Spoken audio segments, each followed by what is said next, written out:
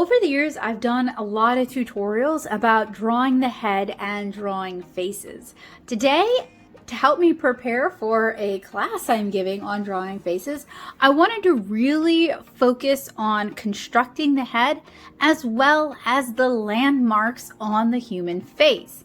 We're also going to talk a little bit about how using this constructed head here, how using that as a base, you can draw in more cartoony or more realistic styles consistently. So if you're one of those people who struggles to draw the left side of the face consistently with the right side of the face, or you can't draw your characters from any angle but one, today's tutorial is for you.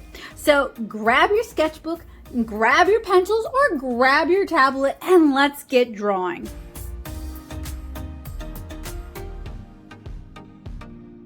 This constructed head view is based on what I was taught while I was at SCAD from Paul Hudson, and it really made a big difference regarding how I'm able to draw faces. So what I want to do with you guys today is tighten this up and get some practice. If you're one of my patrons, you guys have this printable handy, and I will make the other resources in this tutorial available to you guys, as well as the presentation that I am creating for the art squad. So if you're interested in learning more and you want to support what I do, you can join me on Patreon.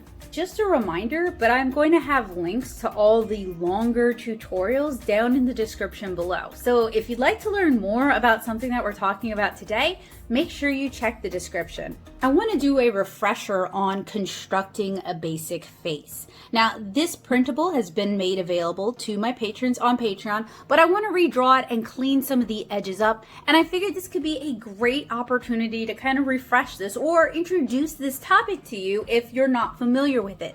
This is what's known as a constructed head view, and this is really helpful when you want to learn how to draw the head from any angle. This is based on the teachings of Andrew Loomis, Bern Hogarth, and Glenn Vilppu. 3 names you guys have heard me mention on this channel a lot over the years. If you're interested in learning how to draw, particularly for comics and illustration, their work is fantastically helpful without being a specific genre of drawing. So I highly recommend you check their books out. If you can, I'll have those linked down in the description for you guys as well. We're going to start off by drawing a circle in red. This represents the main part of the skull. Once we have our 8 circles drawn in, we're going to draw a crosshair across the face in the direction that the face is looking in, with the exception of the profile views as well as the back view. This cross section or this crosshair is going to allow us to align the features of the face. We're switching over to blue now, and we're going to start sketching in the circular slices that are taken off the sides of the face, since if you look at a skull, you'll notice that it kind of flattens out on the sides. And we're also using this to kind of sketch out what I refer to as the spade of the face. If you've ever looked at like a digging trowel or a spade, you'll notice that I'm using a very similar shape to represent the front part of the face, or at least the face as it extends to the jaw.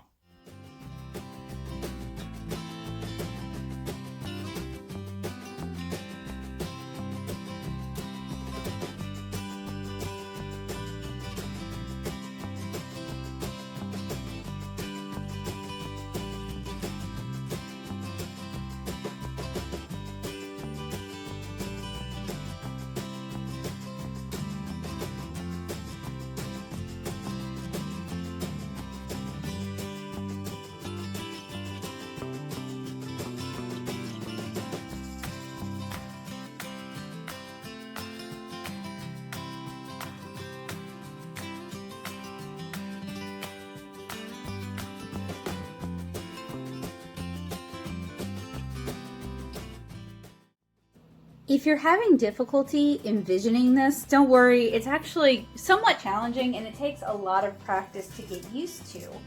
That is why I have tutorials on the channel where I show you guys how to actually build a reference form out of styrofoam balls. This one is much, much worse for wear. It's moved with me several times, but it still kind of gets the job done, and it shows you sort of the forms we're working with. So I will be sure to link those down in the description below for you guys. I also, as part of my How to Draw Anything series, demonstrate how to take a mannequin head like this and break it down into facial landmarks. We'll talk about that a little bit more in a little bit. And I also created a demonstrator foam ball just using some black washi tape and a floral styrofoam ball. So if you have trouble kind of visualizing this in 3D, creating 3D references, and they don't have to be this big. This is a demonstrator that I made for class. It can be whatever size you find to be helpful, can be really helpful in kind of turning these two-dimensional drawings into a three-dimensional object and vice versa. When it comes to drawing faces, whether I'm thinking about them realistically or thinking about them as cartoony faces, I find it really helpful to start thinking about the face in terms of zones. We're going to talk about facial landmarks in a little bit, but it's really helpful to find the midpoints of the face. So the middle of our circle, then the middle from the middle of the circle to the bottom of the face, and then often from this point to the bottom of the face to find the midpoint of that, and then from the middle of the sphere to the top of the head to find the midpoint for that. So when we're talking about zones, we're talking about like where the eyes go, where the hairline is, where the nose would be. That's going to help us divide up the face. So one of the most important landmarks you need to know about is the middle of the sphere, because this is going to serve as kind of our point to all the other points. So from the middle of the sphere to the top of the head, the midpoint there is going to be our hairline. From here to the bottom of the face, the middle point there is going to be the nose. And then from here to here, the middle point is generally going to be the mouth. And this varies from person to person, from character to character. This is really just a generalization. So we're going to find the midpoint on the sphere again. So this is going to be where our eyes are going to go, our hairline, our nose, our mouth. And it's even if you can't necessarily see all the features, like in this view here, it's still helpful to know where they are and think about what's going to be on the other side of the head. So right now what I'm doing is I'm just kind of marking off all of those points so that I have them as a reference. And if you're one of my students or one of my patrons, I'll be sure to have this. Sorry, can't think and draw. I'm going to have this uploaded to my Patreon so you guys can print it out and access it. And back of the head.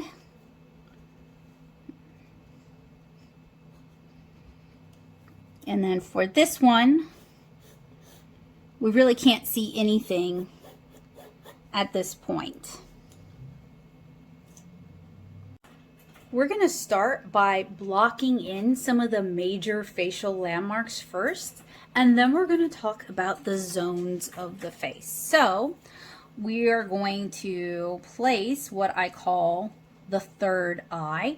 And if you guys don't know, the width of the face is actually 5 eye widths across at the middle of the face. Now, I kind of do it about 4 because I like to draw larger eyes, but if you're drawing more realistically, it's going to be 5 eye widths. And some people have wider spaced eyes, some people have closer spaced eyes, so it really does kind of vary from person to person, but you guys can see I was able to get 5 eyes across. Now, I'm actually going to put the nose a little bit higher up, and I'm going to use a triangle to kind of just mark it. For the mouth, I'm just going to leave it like this. I'm going to draw kind of a pillowy circle for the chin. Generally, to place the eyes, and this is something that I learned from the book Drawn to Life, I like to kind of mark off the eye sockets from the skull. The ears are going to be from the tops of the eyebrows to the bottom of the nose. And if you think that's kind of big for ears, you can kind of adjust the size of the ears. These are just rule of thumb landmarks. It's going to look really weird, so it all kind of varies on how you draw it and varies on how you stylize it. So I'm going to clean that up just a little bit.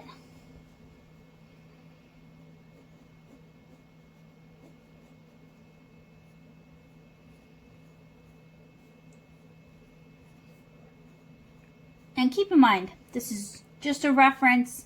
How you draw things, how you handle them is going to be your own sense of style and your own sense of taste. For the hairline, it's generally between the eye line and the top of the head. So for now, I'm just going to kind of mark that in with kind of a scoop shape. Generally, we have cheekbones, and depending on the person, they kind of come in a bit. It really kind of depends on your art style and whether or not you want to draw them in. And we might choose to narrow the face a bit more depending on the person. We might choose to soften or adjust some of the features depending on the person. So this is just kind of a rough sketch. So I'm going to do this for all 7 of our other views, and I'm going to do that in time lapse. Using the landmarks that we established, we can confidently place the features of the face as the head rotates in space. Make sure you check the description because I will link other tutorials where I demonstrate this in more depth, as well as how to create your own useful demos that can be used for your reference. But a quick reminder is that the eyes are placed at the center of the circle. The nose is approximately between the eye line and the bottom of the face, and the mouth is approximately between the bottom of the nose and the bottom of the jaw. The ears are approximately from the eyebrows to the bottom of the nose, and the hairline is approximately from the top midpoint of the head to the eye line.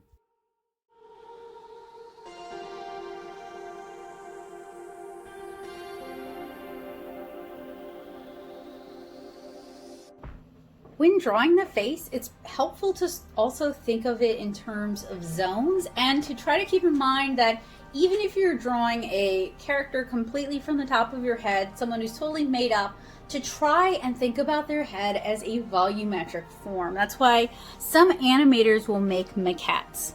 So one of the zones of the face is the domino or raccoon mask. This goes around the eyes. It kind of varies person to person, but typically this is an area that's inset in the face. So it would be more likely to be in shadow. So if you work in color or if you work in monochrome and you do shading, this might be an area that you want to pay attention to and make sure that it gets the shading that it needs. So even with the nose, it kind of indents some. And part of this indentation comes from sitting on top of the cheekbones. But if you take a look at a skull, you'll notice that it's kind of an indentation as well. And speaking of a skull, a lot of the forms of the face that actually stand out are built out using cartilage and fat. So like if you have buccal fat on your cheeks, for example, that wouldn't necessarily show up on your skull. It's just how the fat on your face is deposited. So another area to consider, and this is going to vary person to person, is going to be the cheekbones. And that adds another angle to the face. Now in that dummy I showed you guys, I didn't actually have the cheekbones sculpted out, but that's something that you can consider while you're drawing. It's also really helpful to work from reference, whether you're referencing Andrew Loomis's work or Bern Hogarth's work, or if you are referencing a photo. And we're going to be working from photo reference hopefully a little bit later on. It's harder to do from these views. So another area to think about is actually the area underneath the jaw, as well as the side of your head, because it's like, if we're talking about a sphere, the side of our head is like two slices have been taken off that sphere. Those are flatter planes. The next demonstration that I'm going to share with you guys is just to kind of demonstrate how light and shadow affect the face if we're rendering it in a two-dimensional format. And this is a recreation of a marker demo that I did a few years ago. I'm not 100% pleased with it, to be honest. I wish I could have spent more time refining it and taking it away from the kind of cartoony art style that I tend to lean on when I'm in a time crunch. But I wanted to share it with you guys just because it does help kind of cement what we've been talking about today, and it may also help give some additional reference and some additional guidance if you're drawing along with me. So I am drawing out guidelines to kind of make sure that I line everything up on these face rotations. If you're one of my patrons on Patreon, I have this as a printable line art for you guys, a printable handout for you guys in case you want to be drawing along with this. And you guys will also get access to the presentation as well as early access to this video. So if that sounds like something you might find beneficial, you guys know where to find me. I also want to remind you guys to please check the description because there are additional tutorials that cover some of these topics in more depth. So if you're looking for more information, check there. And if you're looking for something that's in even more depth, I believe Proko has some really excellent demonstrations on this topic that if you're looking for something that's a bit more realistic or goes into more depth, that might be helpful. So once I have all of the features kind of sketched and blocked in, I can go ahead and start refining them for this particular demo that I'm doing here. So generally, if I had more time, and what I would recommend for you guys, so for you guys to do as I say, not as I do, make sure you put particular care in how you replicate these features as they rotate across the face. A lot of the reason that I teach you guys the line marks and all of the guidelines is so that we can consistently draw the same characters over and over again through different expressions from different angles and from different viewpoints. And this is an area that I think a lot of people do struggle with. So I wanted to kind of demonstrate it as many times as possible so that hopefully it can help some people out. So if you have trouble drawing the left eye to match the right eye, or if you notice that when you're drawing faces, your facial features tend to slide all over the face, these guidelines are really helpful. Since I'm going to use alcohol markers for this light and shading demo, I'm going to go ahead and ink this with an alcohol marker safe brush pen. I'm using a Tombow Furinosuke for this one. And this is also going to help the features kind of stand out and be more easily visible to you guys.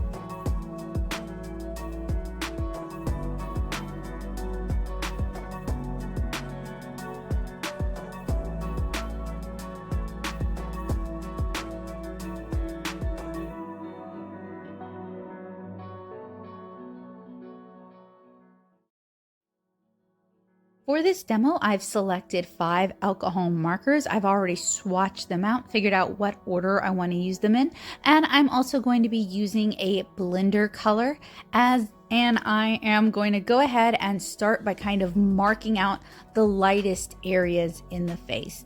So this is a demo where I would really recommend if you can set up a study and work from that study like we talked about in the How to Draw Anything and Everything volumetric drawing series.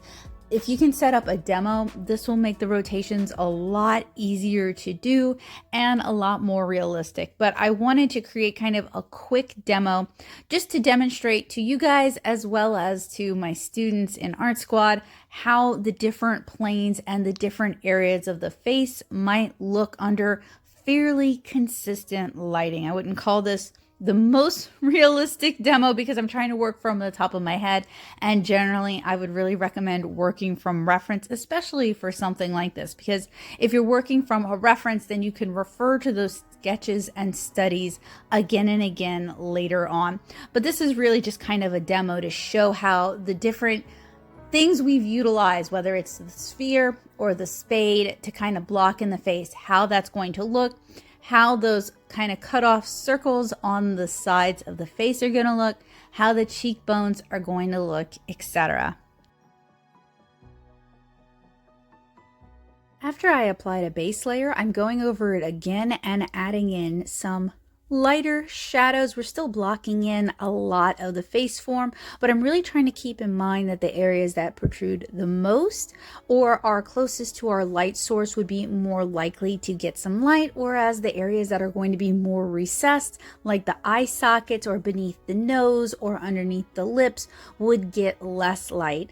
I do want to highly encourage you though, if you want to do this exercise as well, to utilize a reference. There's even some references online, and my only excuse for this was that I was trying to get this out for a class rather quickly. Since that first and second layer are kind of hard to see, I wanted to go back in with a darker color and really block in those areas of shadow. That'll hopefully give you guys a bit of a better idea, especially on a cartoony face like this one, where shadows and highlights might happen to fall.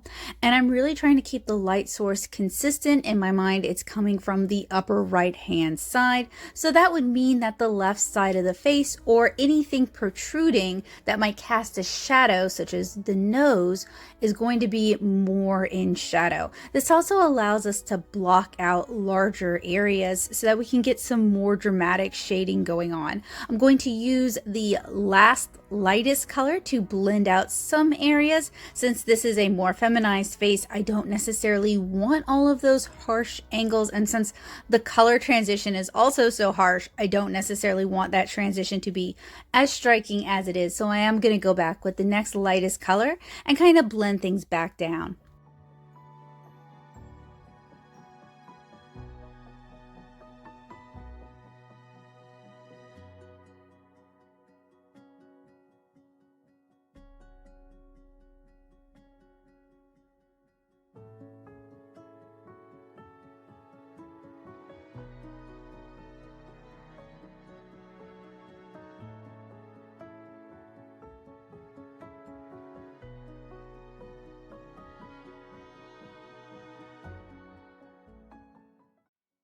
After completing all the faces in that color, I decided to go back in with a lighter shade and add in some kind of intermediary shading, block in some areas a bit more. This is going to allow us to more accurately depict how the light would be hitting these faces, and it's also going to kind of soften the transition between those two colors.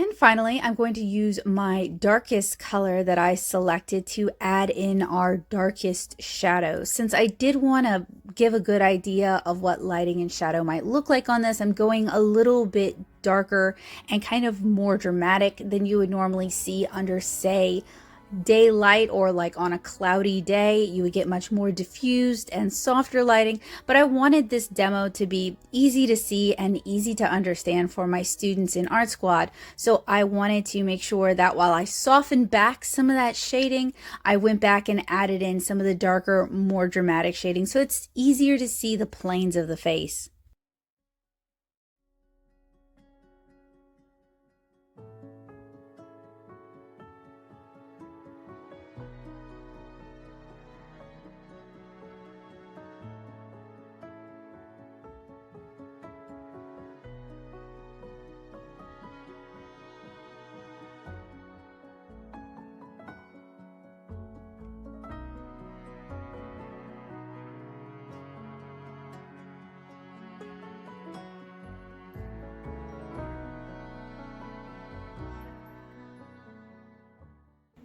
Let's talk about facial landmarks. Joseph generously donated his face for this, so thank you, Joseph. We have here a front profile as well as a side profile. And what I want to do with you guys is I want to draw over them so we can demonstrate different facial landmarks in their placement. And like I keep saying, it is going to vary from individual to individual. Everybody's faces is a little bit different, are a little bit different. And this is really just like a guideline. I'm not saying his face has the platonic ideal of breakdown. My face doesn't either. Very few people who haven't had plastic surgery done fit that description, but he was available and generous enough to allow me to use his likeness, so I'm very appreciative of it. So we're going to start with kind of our basic major landmarks. So we're going to start with our sphere.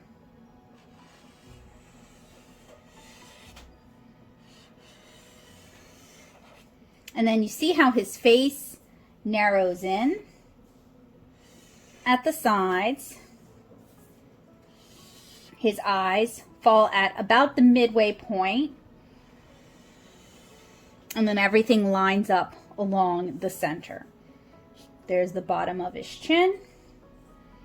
You guys can see how we have the curve here. Usually I'll describe that as like a spade as the front of the face, like the digging implement. We'll extend the jawline down so you can start to see how it looks like the breakdowns that we've been doing. So that is a basic breakdown of the face. We'll switch colors. So here is the invisible third eye along with his actual eyes, and then his face is actually, because he's got kind of a narrow face, 4 eye widths. There's like a half eye width on either side instead of the 5 eye widths. He's got a good head of hair, but his forehead is a little bit shallower, so I think it comes down a little bit lower than halfway. He's got a longer nose, so it comes down a little bit further than halfway. And then his mouth is a little higher than halfway from the bottom of the nose to the chin. But that's what gives our faces personality, and that's what is so vital to capturing a likeness if you're doing a more realistic portrait, is actually figuring out how those landmarks are just slightly different from the platonic ideal and capturing that. So then, unfortunately, we can't really see his ears in this one, but I know they about go from the top of the brow line to the bottom of the nose. So that is a front view breakdown. Let's do the side view. Just move this over here. So we'll start with our circle again. We'll subdivide it.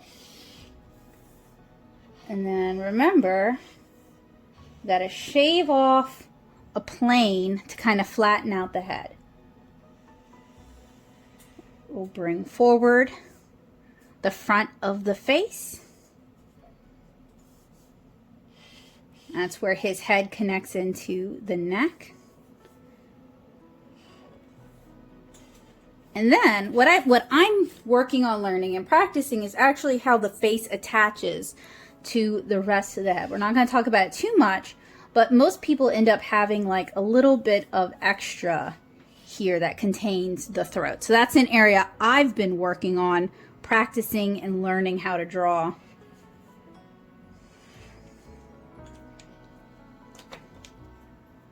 So profile is a hard one for a lot of people, myself included.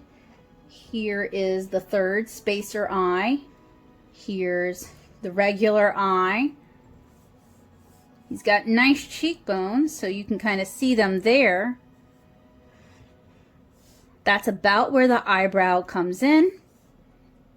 It's top of the nose, that's the bottom, and you can simplify that with a triangle for the time being. There are the lips. Around there would be the midpoint. I think his bangs actually start down there though. Oh, interestingly enough, his ears actually come down a little bit lower. They actually look like they almost line up with the mouth. And then there's the bottom of the chin. And it really helps when you can actually practice by drawing over a photo so that you can really kind of see how this lines up. So if you want to practice this at home, all you have to do, I actually have a turnaround view of Joseph, so all 8 views. Not going to do that today, but that would be great practice actually. But just take a front, a side, maybe a 3/4 view, any angles that you have trouble drawing. Either get someone to take a photo of you like that or take a photo of someone else, and then practice these landmarks on top of the photo so that it can really help solidify what that looks like on a real person. This can be really helpful for those of us with cartoony or art styles too, because this is really where we start tweaking things to bring in individuality and personality and to make our art style look like it's uniquely our art style instead of us just mimicking the artist that we admire. So I have a template. It's a more femme-leaning template, but we can always adjust that. And I want to practice these landmarks with you again. So we're going to start with our, really it's a sphere, but since we're drawing in 2D, we're going to draw a circle. It doesn't have to be a perfect circle, but the better your circle, the easier it's going to be. We're going to divide our circle in half. I was hoping this would show up better for you guys, and I was also hoping I could get away with an erasable pencil. That doesn't seem to be the case. I'm going to go grab my double-sided pencil. So, draw our circle.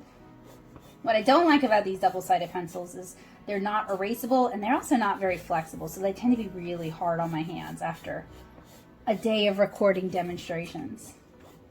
Gonna divide it in half, top to bottom. Divide it in half, side to side.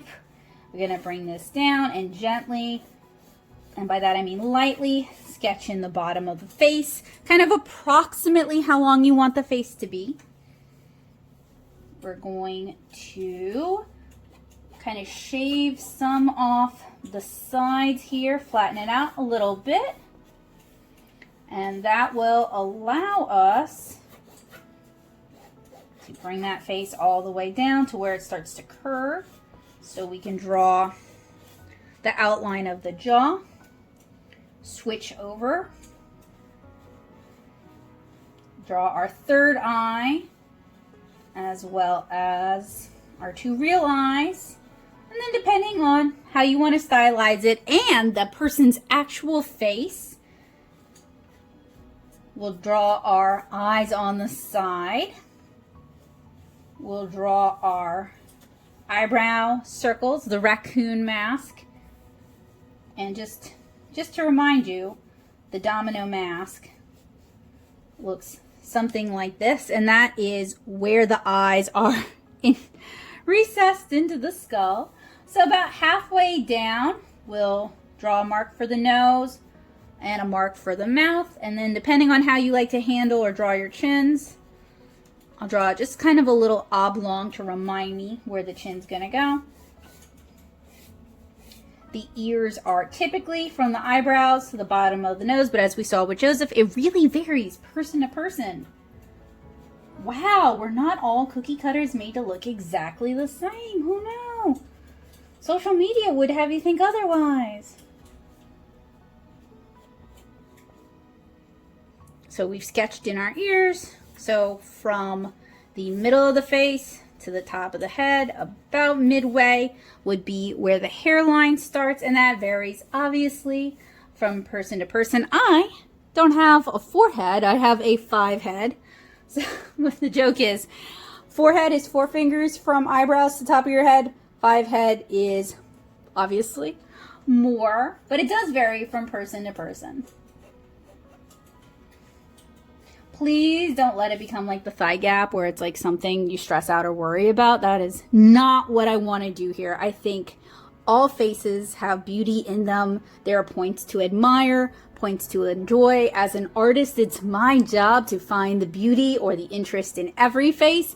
If we all looked the same, the world would be incredibly boring. And I've got a big schnoz, and I like my big nose.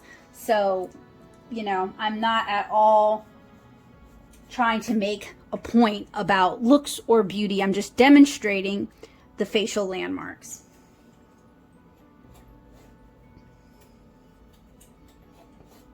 And then the neck depends on the person. Some people have thinner necks. Some people have wider necks. Kind of depends on how you want to stylize it. I know traditionally the way drawing women is taught is, in my opinion, extremely sexist and kind of misogynist, where fewer lines on the face and a thin willowy neck and a nipped in waist and impossible beauty standards. So I try to lean away from that for the most part. I try to draw women in a way that I find to be aesthetically pleasing, but there's going to be loads of tutorials online that kind of lean into the old-fashioned, somewhat sexist shape language. If you want to adapt that for your own purposes, that's your choice, but I'm intentionally not going there because I find them to be really harmful and problematic. And while I was taught that while I was at SCAD, it was really hammered in. I really don't like it. So I'm gonna tighten up our demo here.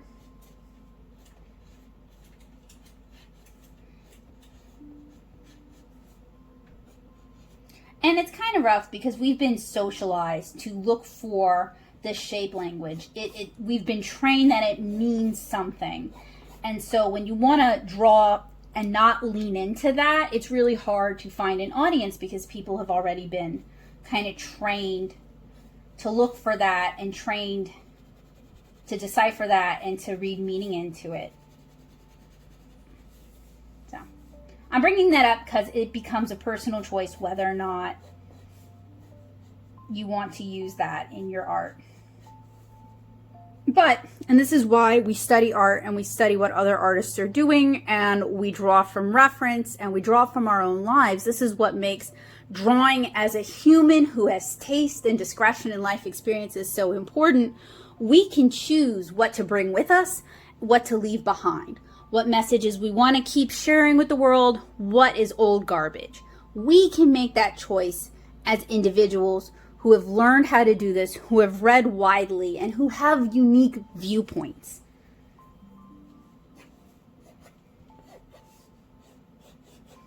I'm just tightening all this up a little bit. Okay, so now we have kind of like our cheat sheet, right? So this is our hairline. And it's halfway from the middle of the circle to the top of the head. And I will do like a little exploded sketch doodle over here. A little bit of light shading just to imply that we are indeed working with a sphere.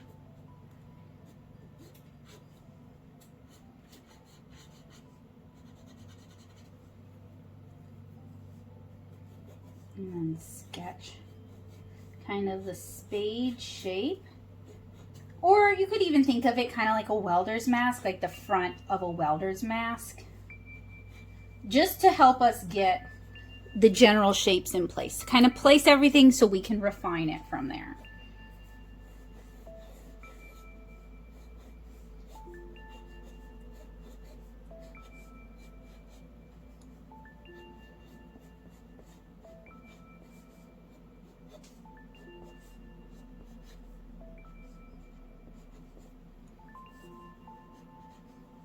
You can only imagine how frustrating it is to be taught that women are supposed to look a certain way, and that if you want to draw well, you have to draw women a certain way, and to be a femme person or to identify as female, and you don't look anything like what they're telling you a good-looking woman, an attractive woman, a well-drawn woman is supposed to look like. Like, that is an extremely frustrating way to feel.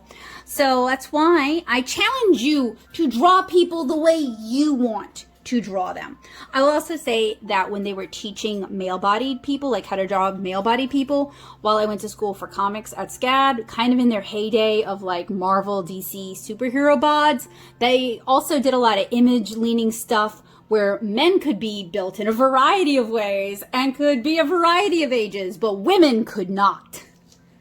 So some of this, it's old, it's outdated, I get that. But some of this is me like fighting the good fight and trying to push against that because it was really toxic and harmful.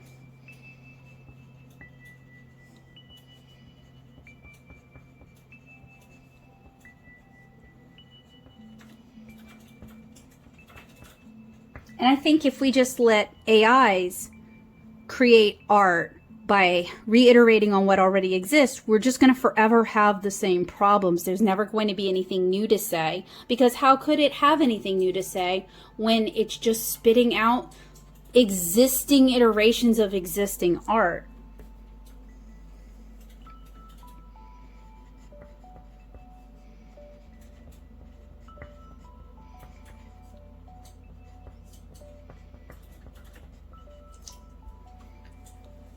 And then the nose is about halfway. Honestly, depending on the person, the brows, especially in cartoony or art styles, are about halfway between the eye line and the brow line. Not everyone. Some people have their brows are closer to their eyes. Some people they're further away. It really depends on the person and the build of their face. But these are all just rules of thumb. They're just guidelines to help you get started.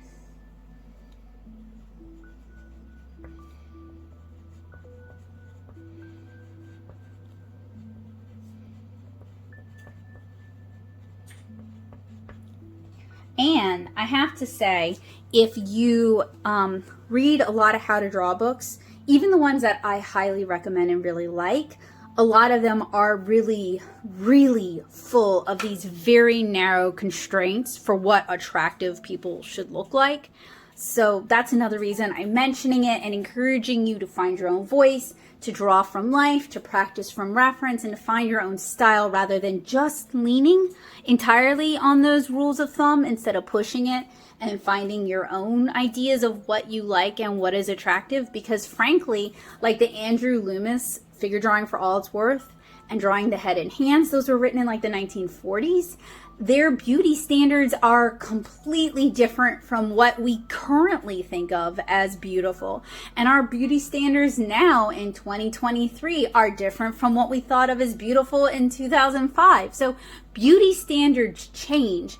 And that's another reason why I'm pushing you to find your own voice in this, is the resources we have are a product of their time, but you're a person with intelligence and discretion. You can make your own choices. You don't have to just copy what worked for someone else. You can take that in, you can internalize it, and then you can find your own voice and your own style and maybe inspire a new generation of people and a new generation of artists.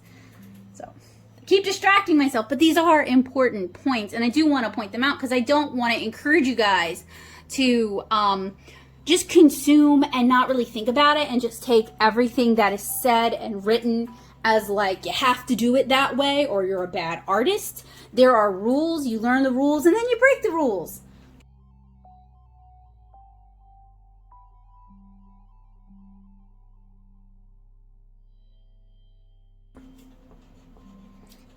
The nose is about halfway, approximately.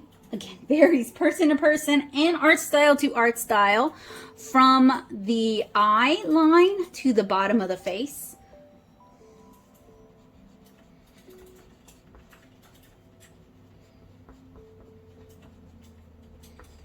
And in fact, this is actually what makes it sometimes hard to teach this, is I'll get all up in my own head about, well, not everyone fits this. Most people fit this, that I lose the forest for the trees. And I forget that this is an average. This is an approximation. It's just guidelines. It's going to change person to person. It's just a framework to start with.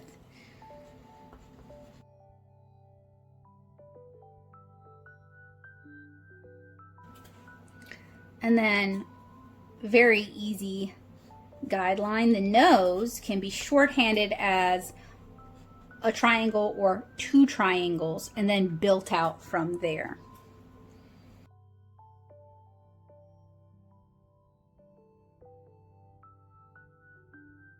I have 3 stylization face drawing demos for you guys. We're going to start with kind of my baseline style that I use in 7-inch Cara.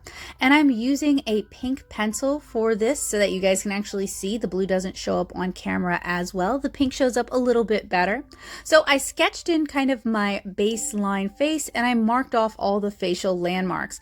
I then extended the lines using a ruler so that it would be easier for me to kind of match these guidelines and these landmarks as we turn the face around. I'm going to do the same thing for the 3/4 looking to the left view and use my ruler to kind of extend those guidelines. The top of that circle, the bottom of the circle, the bottom of the chin are a good place to start. I would also recommend maybe doing the eye line as well. That way you can really line things up, because if you line this up properly and you animate it, you can get kind of a clean head rotation out of this.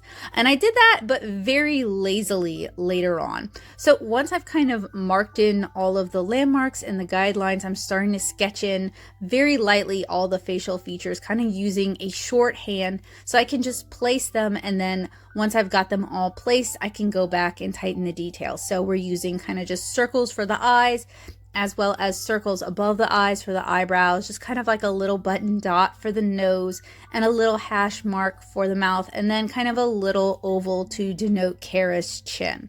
Once I've got that blocked in, I can start tightening in the details to my specific style.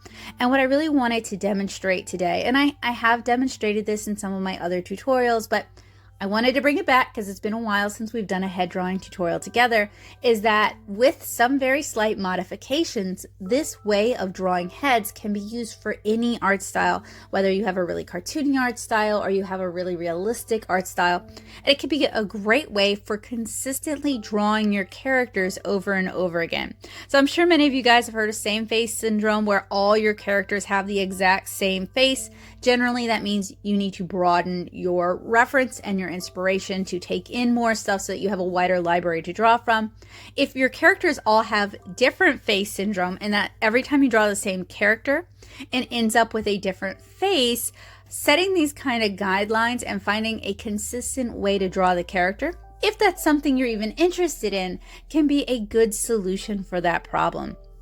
Once I've got the facial features blocked in, I can start blocking in the hair. And I'm being kind of I'm having a harder time with this, mostly because I don't want the hair to obscure too much of the face in the turnaround, and certainly not too much from the back view, since this is meant as a demonstrator. But if this was for my own reference, I could draw the hair through and then draw the facial features through that so that I could reference it. These kind of turnarounds are also just helpful as a personal reference that you can refer to. So you may want to spend more time getting your turnaround just right so you can reference it over and over again until you're more comfortable with how you draw your characters. So once I've got every face sketched in and I'm pretty happy with it, I'm going to go in with a pencil and just tighten the details so they show up much better on camera.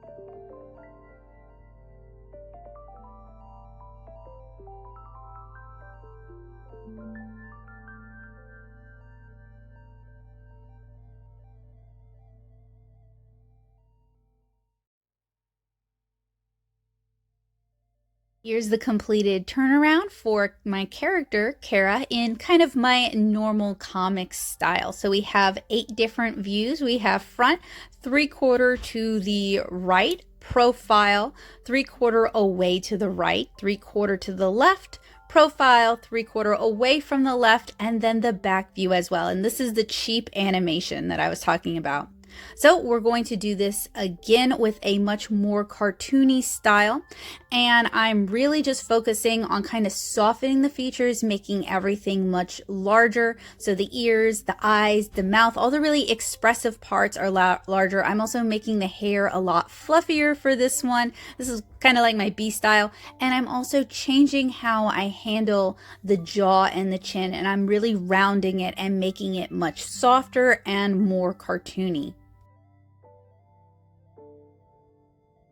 Other than those changes though, I keep everything from one style to the other pretty similar. We're still doing all the 8 views. I'm still approximately placing the features in the same areas with some tweaking, and I'm doing all of the same setup that I was doing before. Now, one thing about this cartoony style is when I was doing this as a convention commission artist, so I would draw live commissions at different conventions. Some of you guys might know me from those days. It doesn't really require all this setup to do. I'm doing this as a demonstration, but once you get comfortable with a cartoony style, it's easier to kind of freehand it and to just kind of approximate where things are going to go. We're kind of doing all these guidelines here as it's part of the demonstration. But with most art styles, the more you practice it, the more comfortable you get with it, the easier it's going to be for you to be able to do it consistently over and over again. I had a heck of a time learning how to do heads constructively. It took about 2 years of practice for me to get it. Some people take longer, some people learn quicker, so don't be too hard on yourself and just remember to practice. And we are going to talk about some books that I recommend a little bit later on if you're looking for some inspiration. So as with our, let's call it house style, I'm going to tighten up those details so you guys can see them a little bit better in pencil.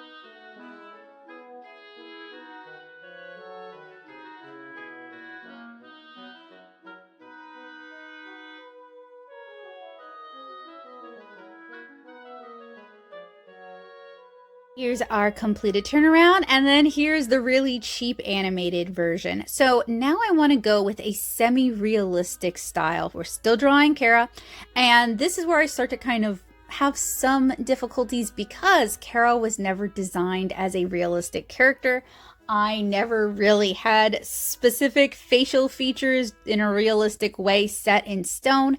And what I would recommend that you do if you're going to design more realistic characters is pick a real world person or a real world actor and collect all of your reference that you're going to need for that particular age, because humans age. We don't always look exactly the same. Some of us change pretty dramatically. So that some of this came out of whole cloth, but while I was kind of doing her more realistic design, I did Google, 11-year-old girls and kind of work from some of the basic facial features as well as kind of where the landmarks on the face fall for that age range. Because as people age, the spaces between our landmarks, our eyes, our nose, our mouth, our ears, that all changes. And it's going to make the difference between drawing a 3-year-old who looks like they're 30 and drawing your 24-year-old character who always looks like they're 10. And maybe that's your art style, and maybe that works for you. But if you're frustrated by that, taking a look at some of the references we're going to talk about a little bit later on and figuring out how your characters are drawn at different stages of their life can be really helpful. So some of the areas I really struggled with when it came to drawing Kara more realistically would be the away profile views, because while I can kind of keep in my head what she would look like front and side profile, those away views in a more realistic art style start to become a little bit more difficult. And that's funny because I can draw a portrait of someone using a photo reference pretty easily. I could show you guys how to do that if there's interest. Let me know down in the comments. But when it's an imagined, invented out of whole cloth character who isn't based on a specific person, that starts to become a lot more challenging, especially since we don't have kids of our own yet that I could easily just pull one of them aside and ask if I can reference them really quickly.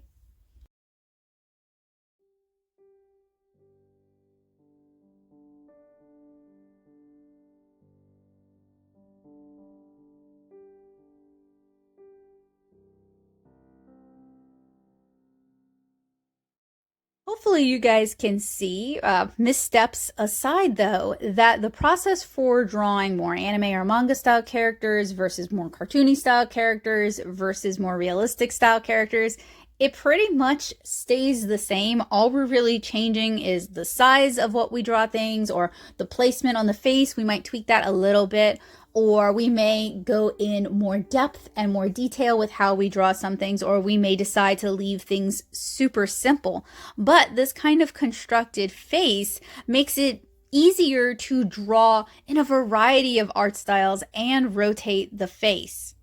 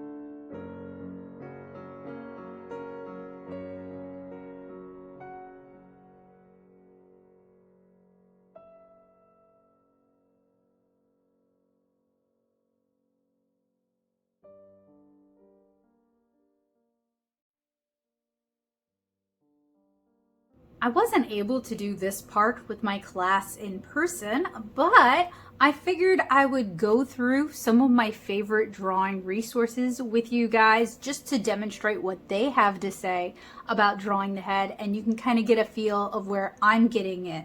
So we're gonna start with Andrew Loomis's books. I do own print copies of Figure Drawing for All It's Worth and Drawing the Head and Hands. They are still packed away somewhere, which is really kind of frustrating. We've been unpacking our books, and Joseph found a bunch of my drawing books, but he could not find those yet. Watch, they'll turn up as soon as I wrap on this. So we're going to turn to the desktop version instead. However, I would recommend, if you have the funds and you want to read these books, to please consider purchasing these books or fill out a library request form at your local library, and maybe they'll be able to get a hold of these books. And then not only will you have access to them, but other people in your area who are interested in learning how to draw will have access to them. We're going to start with Figure Drawing for All It's Worth. This book was released in the 1940s, and while some of the information is somewhat out of date, like we talked about earlier, I still think the basics on drawing, like breaking down the figure in a skeletal view, like you guys can see here, is really helpful, and it's kind of the basis for how I draw my sort of stick figure skeletal view. So a lot of what I show you guys in terms of how I draw figures here on the channel, I either learned it through these how to draw books or I learned it while I was at SCAD. It came from somewhere. So there's a lot of really good information in Figure Drawing for All It's Worth on kind of developing the form and the figure. We're going to skip over to drawing the head and hands, and this should look pretty dang familiar to you guys. So you guys can see the sphere form that's been kind of subdivided into a crosshair. You guys can see the slice that's taken off the head for the sides of the head, and you guys can actually start to see it come into play. What I use for drawing faces is a simplified version of this, but it's really helpful. So this would definitely be a resource that I recommend you take the time to track down and study from it and actually practice drawing the illustrations and then practice from your own reference so that you can actually internalize it. I don't know about you guys, but it takes me twice as long to learn things as I feel like other people, and I forget things very, very quickly, which is really rough when you're an artist. Really, really rough. So practicing this, committing it to my sketchbook, putting that into my muscle memory, that helps me retain it longer. And if you own the book, you can always go back to it as a resource. Going back to Figure Drawing for All It's Worth, he actually has a simplified head maquette here to kind of demonstrate the basic forms as well as how they change in lighting. Now, obviously, this reproduction is terrible quality. However, in the print version, it's much higher quality and much easier to see. You can recreate something similar to this with a wig form head. I will say, though, that the wig form head that I have is so stylized that it doesn't quite replicate as well the shadows of the head. Now, I do have a tutorial where I show you guys how to actually make your own simplified version of this minus the neck out of styrofoam and paper. That may be a helpful resource, especially for envisioning lighting. And you can order things like this as well, I think from Blick and like Amazon. It just kind of depends on how much money you want to spend. You can also practice by sketching these photos themselves, and there are a lot of anatomy and photo anatomy books out there that you can use as a reference if you don't happen to have access to a school or figure drawing classes. In fact, a lot of people don't have access to that. So while those are a wonderful resource that I recommend you avail yourself of, I recognize that a lot of people, myself included, don't have access to that. So working from internet resources and references is really helpful. We're going to skip back over to drawing the head and hands, and here's another example of the face broken down as well as the crosshair that I talk about. I actually don't draw the cheekbones nearly as prominently or as often as Loomis draws in his chiseled manly man faces, since I draw a lot of children, women, and girls. It's just not that prominent, and I actually think the buccal fat is very cute on people. So this starts looking like this guy needs to eat something, because those cheekbones could definitely cut glass, but it is a helpful resource and a helpful reference. And then here is also a breakdown regarding the middle of the face and the middle of the line, as well as the landmarks of the face. So you guys can kind of see where I get the breakdowns for the landmarks of the face. I wasn't just pulling it out of thin air and making it up out of whole cloth. These are fairly accessible books that realistically a library with a good art and drawing section should have these books, but I've had a hard time finding these books in person, so you may want to fill out that library request form. And then he also demonstrates how this relates when you draw the skull. That's something else I'd like to, I don't want like a real human skull, but I would like a reference skull to practice on, because I think that'd be a lot more helpful than the styrofoam head form that I have. So drawing the head and hands is a really, really helpful reference. There's all these studies He marks everything out. It's very clear, and I feel like it's very easy to understand. But I do have other reference books that I want to talk to you guys about, because a lot of how I draw the head and hands, especially in a cartoony form like I normally do, it's based on several different creators' advice as well as my own observations. So it's one of those things where you can kind of take what you need from some sources and skip around and find other resources. Like, here's a breakdown on drawing the planes of the face, which if you have a more realistic style, if you draw more men, or if you draw people with more chiseled features, or you want to work with like dramatic lighting, this is really helpful to understand, because it's going to tell you where the light is actually hitting the face. And then he also provides some demonstrations on drawing the face in perspective. He does have a book on drawing in perspective. That's all right. But I had to supplement that book with a Watson and Guptill perspective book. So if you ever come across topics that you're not really sure what they're talking about, or you're having trouble understanding it, or you feel like they skip steps, please avail yourself of other drawing resources to help fill in those gaps, because no one can do all of the things and do all of the things perfectly.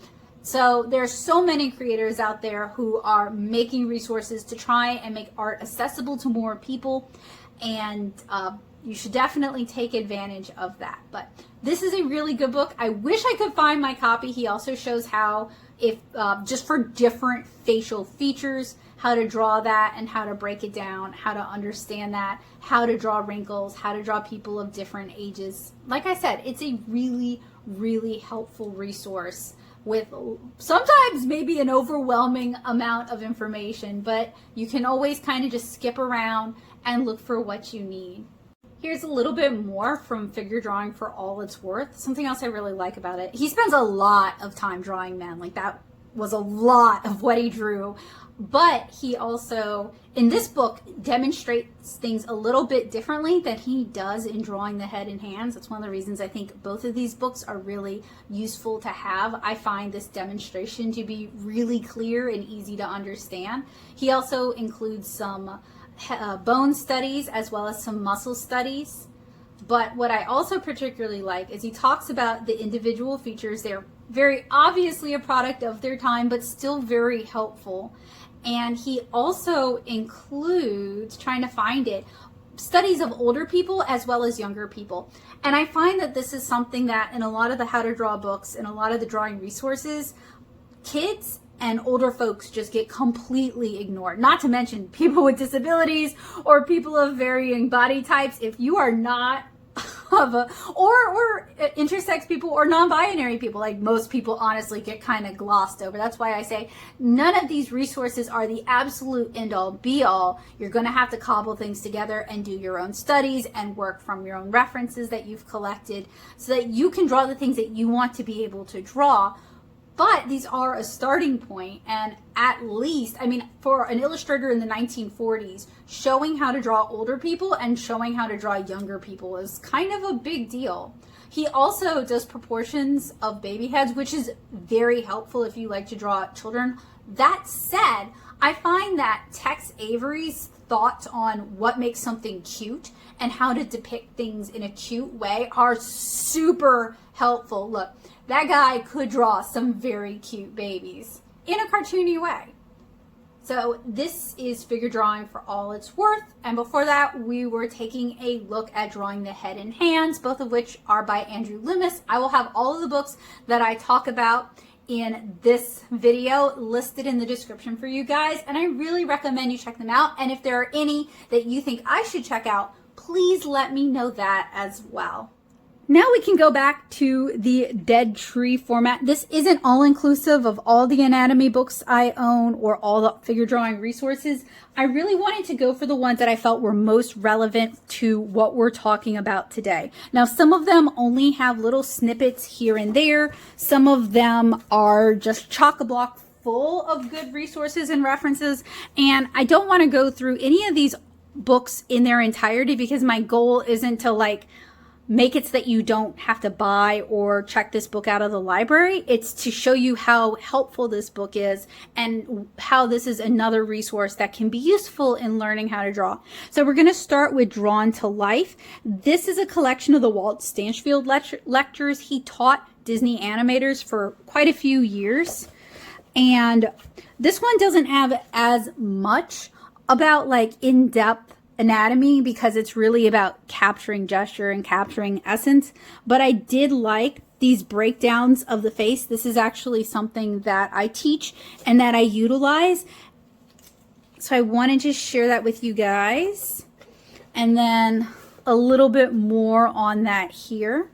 So this is what I mean by like you can really mix things up and find different resources and different, you know, educational options to kind of help you pursue the type of drawing that you want to do. If you have a really cartoony art style, it's helpful to know it, but you're not going to be using the full Andrew Loomis every time you're drawing a person. But even just being able to break it down like this into something that's easy to understand as a thumbnail can be really helpful and beneficial. So kind of building on that, you guys hear me talk about Glenn Vilppu and the Vilppu drawing manual a lot. This was a formative text for me. I was using this and Andrew Loomis's figure drawing for all its work when I was teaching myself anatomy. And yes, I went to art school twice and I still had to teach myself anatomy the first time. So I really, really like this. I can't flip through the whole book on screen for a lot of obvious reasons, but he really shows how to think about the figure and animals, how to think about the world around you constructively, going from block forms to more organic volumetric forms. So I picked this to show you guys how he's blocking in the head. This can be really helpful for drawing the head in perspective. I picked this one because you guys can probably see a lot of where I get how I handle figure drawing and breaking down the figure just from this image alone, especially with the kids' heads and how he's drawn the crosshair and then drawn the hemisphere to indicate that their heads are spherical. And then these breakdowns are just really nice, very simplified version. This is of the rib cage, but I really liked how he handled the head here. These books are great. They are always in and out of print. They can be kind of hard to find. I think it's because his people representing him are manufacturing these themselves. So they're in limited quantity. But if you can get your hands on it, I really recommend it. Another really great reference is Bern Hogarth's Dynamic Anatomy, particularly if you want to draw more muscular figures. Obviously, I don't care about that, but you guys can see where I get the head form from. And he renders this so simply and so beautifully. It's a little bit easier to understand here than it is with Andrew Loomis's, but his books are a really great resource for drawing people. I have talked about Jack Ham so many times. Drawing the Head and Figure is, I really, really like. It's a thin little book, but I really like this book. And there is a lot about breaking down the face, figuring out facial landmarks, drawing different types of chins and eyebrows and noses so that you don't have to suffer from same face syndrome. Figuring out where to place things. It starts getting like kind of biblical angel there. A little bit creepy, but that's okay. So all of this is just information for like when I talk about the 5 eye widths, that's what I mean. At the widest point, the head is 5 eye widths. Drawing eyes and eyelashes and noses. This book is really great. I'm so glad it's come back into print. Obviously, it kind of has more of a dated art style, but there's a lot that you can learn from this and then just kind of tweak it to match your how you draw and your current art style. Seriously, highly recommend this book. I love this book as a drawing resource. Now, this one hasn't been super helpful. I don't reference it too often. I think I used it a lot when I was taking my figure drawing class at SCAD. But what I like about this is we have this beautiful profile view and then we have this really nice overlay of the skeleton. So sometimes looking at the skeletal view can help us actually understand where the shorthand structures are coming from. And then this is a view with the muscles kind of overlaid on top of it. I mentioned earlier that there are a lot of books out there about, and you can just reference this online, but sometimes it's nice to have a physical book of it. It's all in one place. It's laid out in a different way. Different people learn using different tools. This is a facial anatomy reference. It's got a bunch of different people. It's also got a really nice skull view here that I should probably reference myself and get some practice in, as well as a muscular view. But what I really like is it's different angles, different facial expressions, and it's people from different ages and different backgrounds, different facial features. And that's just so helpful because a lot of what we have access to online is like white people in a certain age range, and that's it. And it tends to be really limited if you want to draw anything outside of that. So there are a lot of books out there that are this kind of resource and feature different age ranges. Oh, and then another thing, this book has phenomes, which if you're an animator, this is really helpful as well, so that you can get the different mouth movements. And they also have some hats, and I think there's some kissing in here as well. So a lot of the stuff that people really struggle with, this book actually covers, and I appreciate that. And then finally, we have George Bridgman's Constructive Anatomy. It really isn't that helpful of a resource for me compared to like Andrew Loomis or Glenn Vilppu or Jack Ham or Bern Hogarth. But there's a few things on drawing the head, like using the block construction to draw heads in perspective, that I wanted to share with you guys and I thought were pretty helpful. This isn't all inclusive. It's not the end all be all. There are a lot of really good art resources out there, especially from Japan. If you guys have some favorites that you'd like to share with me, let me know down in the comments below. I've got some other great ones that I've been kind of hoarding because I haven't had a chance to like sit down and draw from them yet, that I haven't included here, like Manga Magura's stuff. But there are so many helpful art resources online, offline, and if you see a book that you think is interesting here, like I said, I will have them linked out for you guys in the description. But also, if you want to do a good turn for your fellow person, requesting them from your library so they can get a hold of them and that more people will have access to them would just be a very generous thing to do that doesn't actually cost you anything at all. I'm not going to go through this whole presentation with you guys and teach from it. This is going to be available to my patrons on Patreon, as well as the printables that I used when teaching the class. But I did want to go over it a little bit with y'all just because there's some helpful stuff in here. So one of the ways I like to teach heads, especially to people who don't have like a lot of a drawing background, is to make it really, really simple. And one of the struggles I have with teaching kiddos is that the ability range is really wide. You have kids who are watching YouTube tutorials, watching stuff on TikTok, they've been practicing and they're pretty dang good. And then you've got kids who don't draw at all except when they come into class and they're really kind of struggling with the concepts. And I wish there were 10 of me. I could just divvy myself out and help everybody one-on-one. And maybe that would be a reason to offer private tutoring. But I try to design my presentations and my classes in such a way that everybody can walk away with something to work on. And I do usually like to make my presentations accessible. So usually I'll send them to the library and tell people they can check them out if they want to, because I want them to be able to reference them again and again, because I do like to build in exercises and reference into this. So this one starts out really simple and we kind of build on that to create these really simplified head forms from the straight on view and the 3/4, the profile, the other 3/4. And then going from there, kind of trying to demonstrate how you could, just using this, and it even kind of looks like a hockey mask, you can build a really simple face. The kids called it Caillou, and yeah, it does look like Caillou.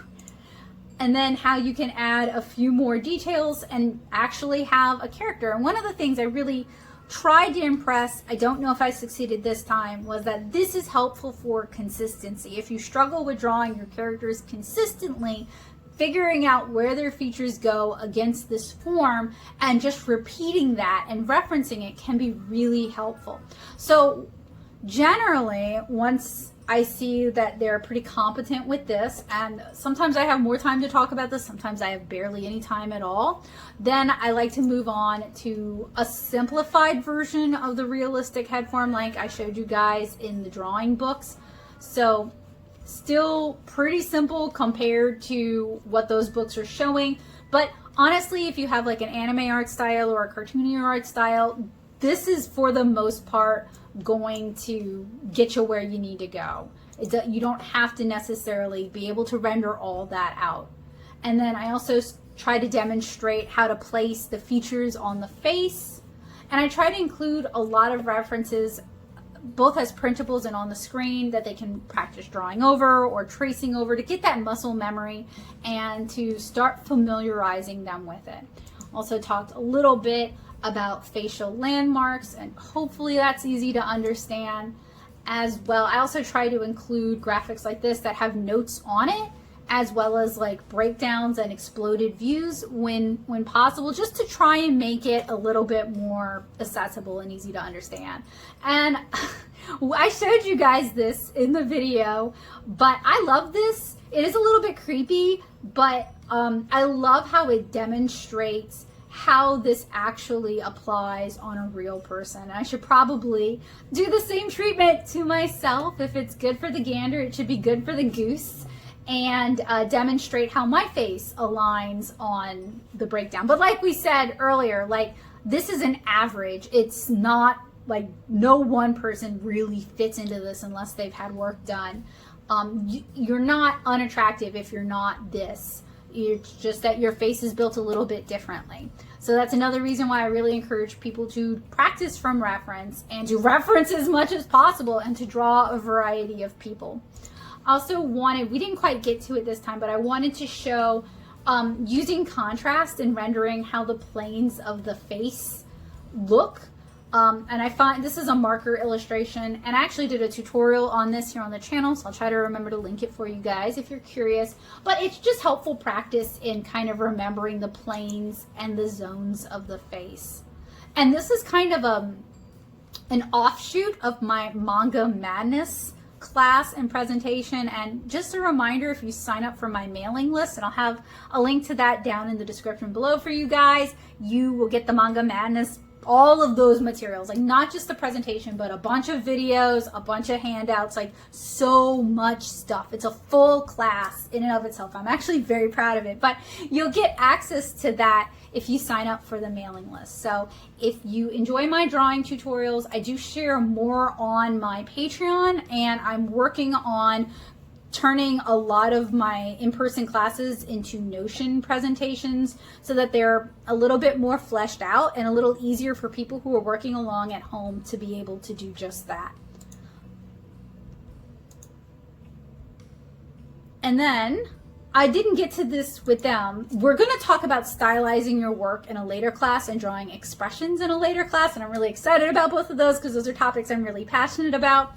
But I did want to at least demonstrate that you can use the head base, the two head bases that I showed them in class, to draw, you know, your own cartoony style, whatever that might look like, or to draw really cartoony like this one, or to go a little bit more realistic like with this one. I really hope today's class / tutorial has been helpful for you guys. I'm going to share the presentation that I created to teach in person over on my Patreon at patreon.com/natosoup. So if you would like to work along with the presentation, which is also going to include exercises, you can join me over there for just $2 a month. Not only will you get access to that particular class, but lots of the classes that I've taught. And if you're looking for more on how to draw heads and faces, I share my Manga Madness class, which is all about finding your own artistic voice, learning how to draw the head, a little bit on learning how to draw hands, facial features, and hair. I share that if you sign up for my mailing list, so you can get updates from me in your mailbox. So I'll have a link to that down in the description below for you guys. If you guys have any questions, feel free to ask me in the comments, or you can join me on my art-centric Discord server, the Paint Box. That will also be linked down in the description below. And make sure you check the description, because I am going to link relevant tutorials that I've already shared here on the channel. So if you're looking for more drawing tutorials, if you're looking for more on drawing the head, drawing the features, drawing different expressions, make sure you check that description. Thank you guys so much for hanging out with me today. I hope y'all found it helpful, useful, and informative. I really enjoyed getting to hang out with you guys, and I hope to see you guys again soon with another review or tutorial. Have a wonderful day, guys. Bye!